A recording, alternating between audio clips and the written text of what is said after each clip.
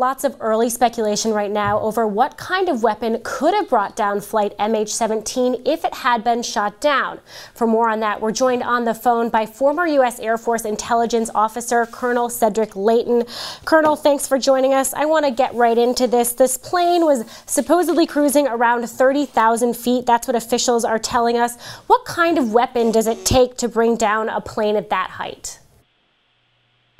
Well, basically, you can see a variety of weapons, but the most important would either be the S-300 variety of weapons or the so-called Buk missile system, which is really a compilation of several surface-to-air missile systems that the Russians have built since the late 1970s.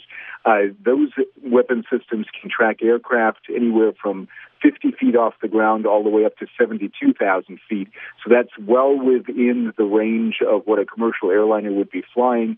And Boeing 777s normally fly around the altitude of about 38 to 39,000 feet.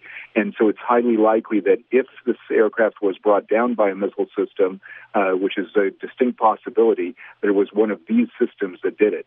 Now let's talk about this kind of missile system for a second and what happens when a plane is hit by them. Does it destroy the plane on impact? Is there any chance that we would be getting, bigger pieces of this? How does it work? Well, the way in which most of these systems work is they can actually hit on impact, and the older ones were designed to do that. But the heat-seeking variety, which most modern weapon systems are, is basically designed to use a proximity fuse that gets right into the area of an aircraft, but it doesn't need a direct hit to actually have an impact. And so when it does that, when it explodes, it can explode outside the skin of the target aircraft. And when it does that, it sends shockwaves throughout the entire aircraft, and that then forces the aircraft to disintegrate as it is impacted by the missile. We've just gotten confirmation from U.S. intelligence officials that surface-to-air missiles were used to bring down MH Flight 17. This was not an accidental crash. These were missiles. So let's talk for a second about who has access to this kind of weaponry. Is this something that the Russian separatists could have? Who are the suppliers of these missiles?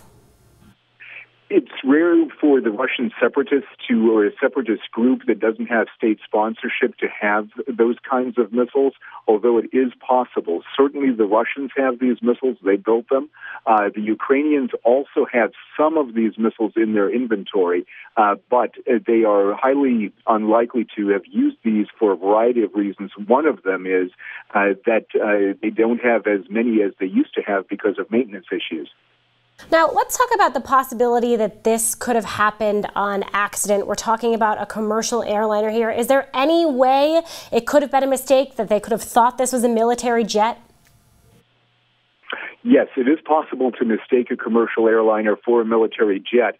Usually that happens when the crew that is servicing an air defense system is untrained or has minimal training, or they're just not paying attention to what's going on.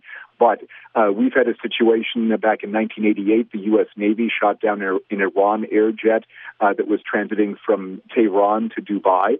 And we shot that down and caused a lot of civilian casualties in that particular case.